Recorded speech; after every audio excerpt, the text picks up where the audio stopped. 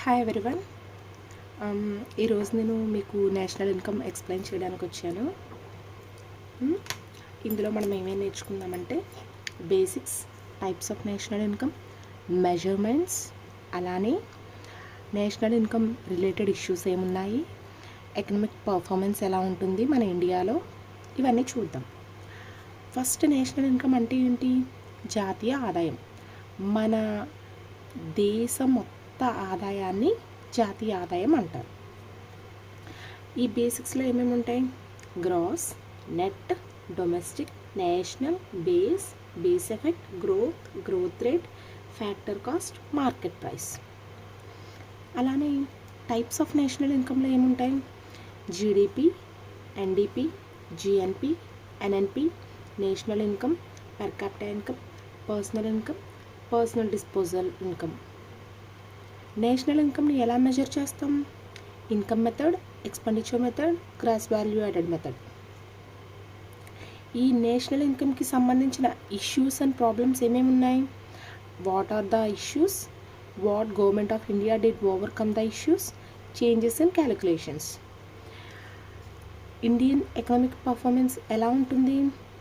What is the situation of Indian in 1947లో అసలు మన సిచ్యువేషన్ ఎలా ఉంది, మనం ఎలా గ్రో అయ్యాం 1947 నుంచి 2003 వరకు, టుడేస్ ప్లాన్ ఏంటి, ప్లానింగ్ కమిషన్ ఎలా ఉంది, 5 years ప్లాన్స్ ఎలా తీసుకుంటున్నాం, నీతి ఆయోగ్ ఎలా ఉంది, ఇంక్లూజివ్ గ్రోత్ ఎలా ఉంది, poverty, unemployment, inequalities, growth versus development, ఇవన్నీ చూద్దాం.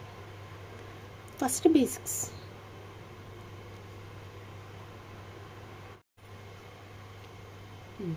ఇప్పుడు చూడండి, గ్రాస్ అంటే ఏంటి?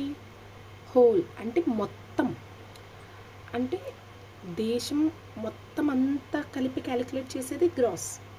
అదే నెట్ అయితే ఈ గ్రాస్లోంచి ఏదో సబ్ట్రాక్ట్ చేయాలి. ఏం సబ్ట్రాక్ట్ చేయాలి, ఎంత సబ్ట్రాక్ట్ చేయాలి అనేది చూద్దాం.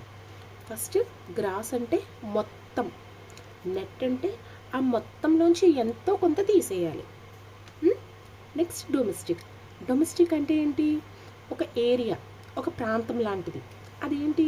ఒక పర్టిక్యులర్ ప్లేస్. అంటే మన ఇండియా విడిగా, అమెరికా విడిగా, అలా ఒక ప్రాంతాన్ని చూపించేది డొమెస్టిక్. అదే నేషనల్ అయితే ఆ వ్యక్తి ఆ దేశానికి సంబంధించిన వాడు. అంటే ఎవరైతే ప్రొడ్యూస్ చేస్తున్నారో అక్రాస్ ద వరల్డ్, దాన్ని నేషనల్ అంటారు.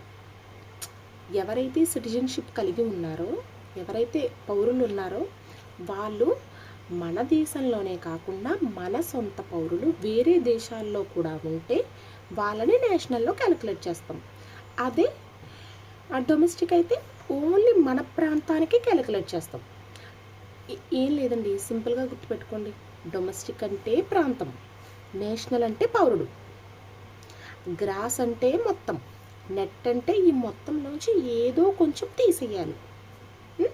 నెక్స్ట్ ఇప్పుడు ఫ్యాక్టర్ కాస్ట్ అంటే ఏంటి? ఏదైతే ఒక ఫ్యాక్టరీలో ఒక వస్తువు ఉత్పత్తి జరిగిందో ఆ వస్తువు ఉత్పత్తికి ఖర్చైన మొత్తాన్ని ఫ్యాక్టర్ కాస్ట్ అంటారు. అంటే అదేంటి? ల్యాండ్, లేబర్, క్యాపిటల్, ఆర్గనైజేషన్, వీటికి ఏవైతే రెంట్, వేజెస్, ఇంట్రెస్ట్, ప్రాఫిట్ ఇదంతా ఉంటుందో ఇదంతా కలిపి దీన్ని ఫ్యాక్టర్ కాస్ట్ అంటారు. అంటే ఇప్పుడు లైక్ షోరూమ్ ప్రైస్ ఎలా ఉంటుంది?